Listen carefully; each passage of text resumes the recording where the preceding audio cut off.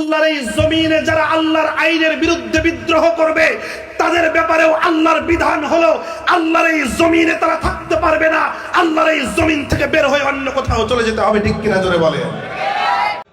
এই দেশ এটা মুসলমানদের দেশ, ঠিক কিনা জোরে বলে? আমার কথা একটু বোঝার চেষ্টা করবেন। এই দেশ কাদের বলেন তো দেখি? এটা মুসলমানের দেশ। এই জমিন কার? আরো জোরে বলেন, এই জমিনের মালিক কে?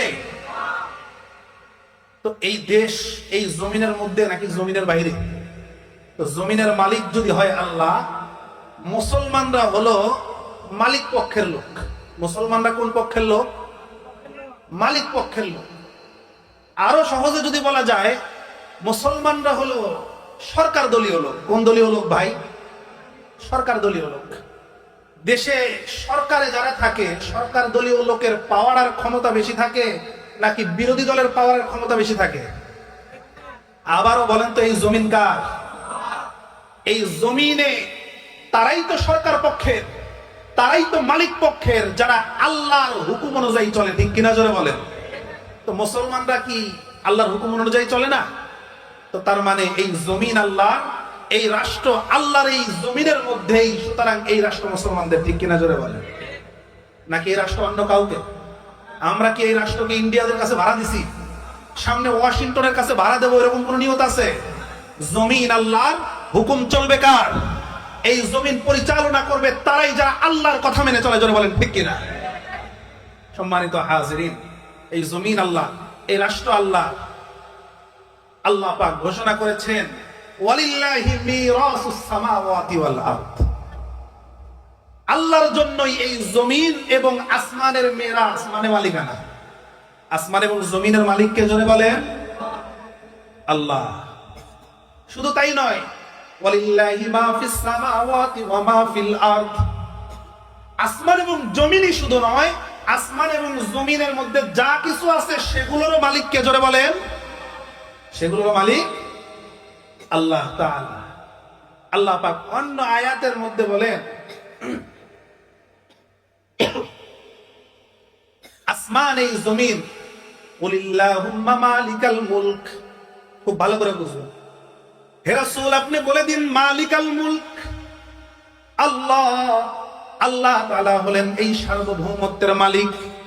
মালিকাল মুলকের একটা তরজমা করলাম, আল্লাহ তাআলাই এই সার্বভৌমত্বের মালিক।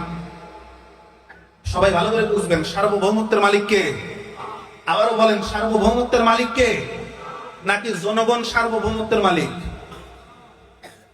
আল্লাহ যদি মালিক হয় তাহলে জনগণ হতে পারে না, জনগণ যদি মালিক হয় তাহলে আল্লাহ হতে পারে না। কোন একটা নিতে হবে। কোন কি করতে হবে? একটা নিতে হবে। মুসলমানদের ঈমান হলো সার্বভৌমত্বের মালিক কে? কুলিল্লাহুম্মা মালিকাল মুলক। আল্লাহ বলেন, হে নবী আপনি বলে দিন এই সার্বভৌমত্বের মালিক আল্লাহ তাআলা। তুতিল মুলকা মান তাশা, যাকে চান এই মালিকানাটা কিছুদিনের জন্য আল্লাহ তার কাছে হস্তান্তর করেন। মালিককে? আমরা মালিক পক্ষের লোক। আমরা কোন পক্ষের লোক? আমরা রাষ্ট্রপক্ষের লোক, কারণ আমরা মুসলমান। পাবনার সব থেকে বড় কোম্পানি হলো স্কয়ার। এই কোম্পানি কিভাবে চলবে? স্কয়ারের মালিক বা মালিক পক্ষ একটা নিয়ম নীতি নির্ধারণ করে দিয়েছেন। এই নিয়ম নীতির উপর এই প্রতিষ্ঠান চলবে। প্রতিষ্ঠানের 30,000 কর্মচারী দুই ভাগে বিভক্ত হয়ে গেছে।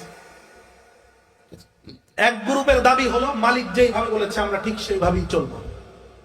আর এক গ্রুপের দাবি হলো না, আমরা কিছু নিয়ম নীতি তৈরি করব, ওই অনুযায়ী স্কয়ার চলবে বা প্রতিষ্ঠান চলবে। বলেন তো দেখি, যারা মালিক পক্ষ যেইভাবে নির্দেশ করেছে সেইভাবে চলা যারা চায় তারা কি আনুগত্যশীল নাকি বিদ্রোহী? আর যারা বলে মালিকের আইন চলবে না, আমরা কিছু আইন প্রণয়ন করব, সেই আইন অনুযায়ী এই প্রতিষ্ঠান চলবে, তারা কি আনুগত্যশীল নাকি বিদ্রোহী? তারা কি বিদ্রোহী না?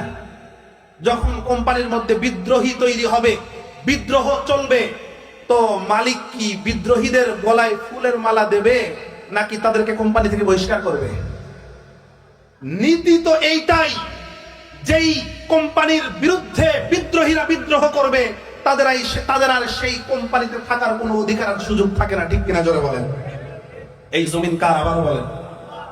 এই জমিন আল্লাহর আইন ছাড়া যদি কেউ অন্য আইনে চালাতে চায়, সে কি আনুগত্যশীল নাকি বিদ্রোহী? বিদ্রোহীদের ব্যাপারে কোম্পানির যেই বিধান, রাষ্ট্রের যেই বিধান,